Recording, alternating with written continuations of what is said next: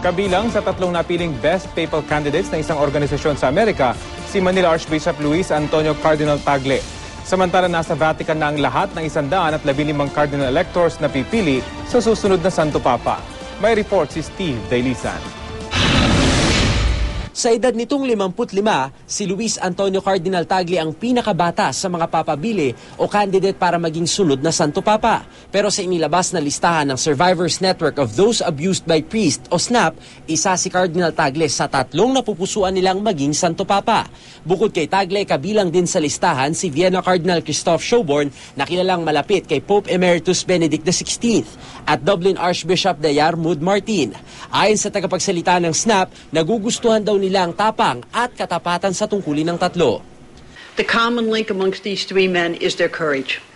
They've done things that few, if any, other bishops or cardinals have tried. They've tried to think outside the box, and at times they've been bluntly honest about the failings of other church members, about the failings of their own protocols.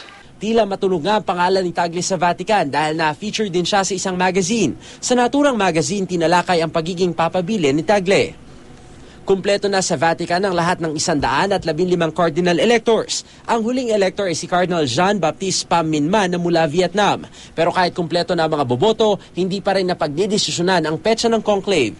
Nagkalat naman sa Roma ang mga poster ni Peter Cardinal Turkson ng Ghana na nangangampanya di umanong iboto siya bilang susunod na pinuno ng Holy See.